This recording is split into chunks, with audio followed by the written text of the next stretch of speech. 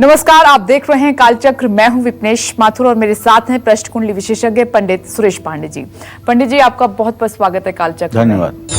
गायत्री मंत्र सुनने से, गायत्री मंत्र जपने से, गायत्री मंत्र लिखने से रातों रात कैसे बदलेंगे आपके हालात, जानने के लिए देखिए कालचक्र। गायत्री मंत्र के बारे में कहा गया है कि गंगा के समान कोई तीर्थ नहीं है, कृष्ण के समान कोई देव नहीं है। गायत्री मंत्र से श्रेष्ठ जप करने योग्य कोई मंत्र ना है और ना ही कभी होगा। ऐसे में गायत्री मंत्र का जाप कैसे हमारे शरीर, हमारी सोच और हमारे जीवन पर शुभ प्रभाव डालता है। गायत्री मंत्र के 24 अक्षरों से कौन से 24 चमत्कार आपके और हमारे जीवन में हो सकते हैं, यही बताने वाले हैं आज कालचक्र में आपको पंडित सुरेश पांडे जी। तो आइए अपनी खास चर्चा की शुरुआत करते हैं जो गायत्री मंत्र से जुड़ी हुई है। पंडित जी, आज बहुत छोटी छोटी बातें गायत्री मंत्र के बारे में आपको बताएंगे जो कि बहुत ज्यादा जरूरी हैं। उनको आप नोट करते रहिए और ध्यान से आज की चर्चा को आप सुनिए और देखिए। आइए शुरुआत कर लेते हैं। गायत्री मंत्र की महिमा का गुणगान हर जगह किया जाता है। क्यों खास है गायत्री मंत्र और इसके जाप से क्या लाभ हमें मिलता है, आइए पंडित जी से आपके लिए सबसे पहले यही जानते हैं। पंडित जी, ये बात सच है कि गायत्री मंत्र का महत्व तो बहुत ज्यादा है, हर जगह इसका गुणगान होता है, लेकिन आप दर्शकों को ये बताइए कि इतना महत्व गायत्री मंत्र का क्यों है और इससे हमें क्या लाभ होता है। देखो, गायत्री का महात्म इसलिए है कि गायत्री छंदसाम मातेति, गायत्री वेदों की माता है। ये 4 वेद हमारे हैं, इन 4 वेदों की मां अगर कोई है वो है गायत्री। मैं पूरे भारतवर्ष में नहीं बल्कि पूरे विश्व की बात कर रहा हूं। जहां भी सनातन धर्म और हिंदू धर्म के लोग रह रहे होंगे, वो चाहे अमेरिका हो, चाहे कनाडा, ऑस्ट्रेलिया हो या न्यूजीलैंड, वहां तक की बात कर रहा हूं। अगर हर सनातन धर्मी या हिंदू को कोई मंत्र याद है तो सिर्फ और सिर्फ गायत्री मंत्र याद है।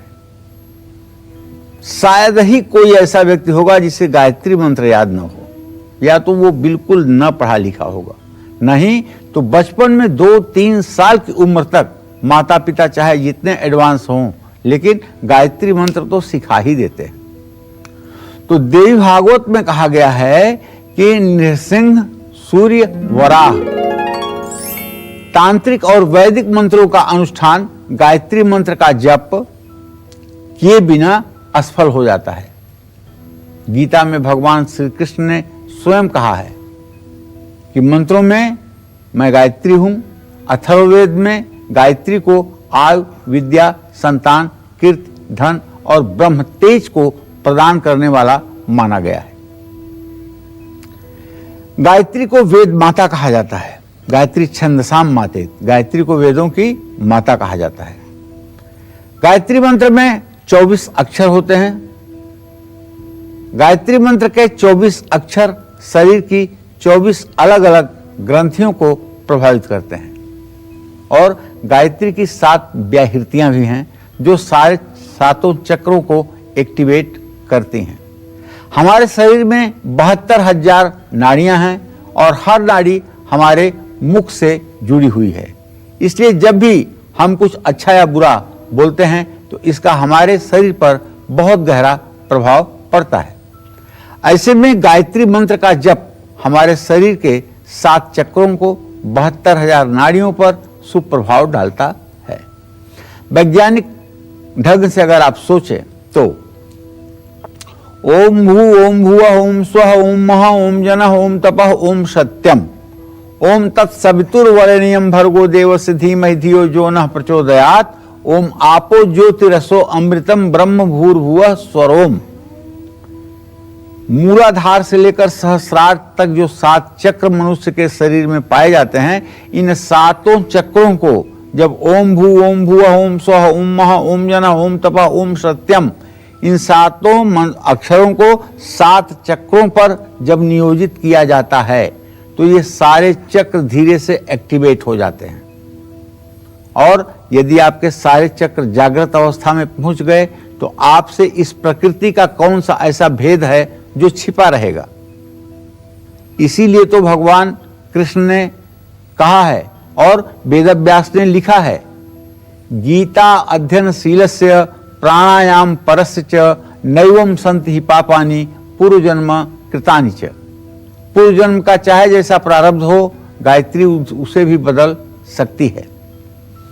गायत्री मंत्र का जो लोग नियमित संध्या के समय, संध्या का मतलब यहां शाम से मत करिएगा, संध्या का मतलब सूर्योदय से आधा घंटा पहले, आधे घंटे बाद, सूर्यास्त से आधा घंटा पहले, आधा घंटा बाद, या फिर दोपहर में। सूर्यास्त के बाद गायत्री मंत्र नहीं करना चाहिए, ऐसा भी हमारे शास्त्रों में लिखा हुआ है।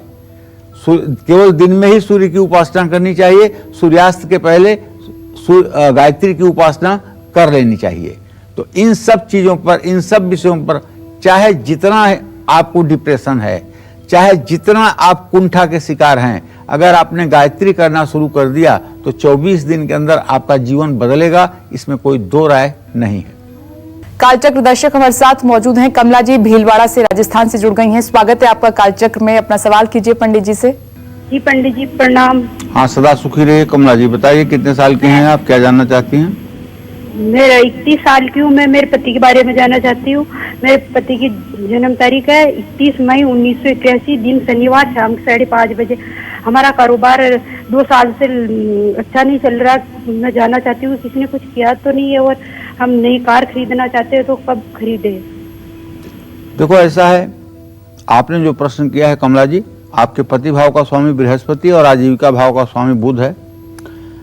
व्यापार ये तो नहीं कह सकती हो कि बिल्कुल ठीक नहीं है, लेकिन हाँ ये कह सकती हो कि संतोषजनक नहीं है। फिर भी उसकी स्थिति काम चलाऊ है।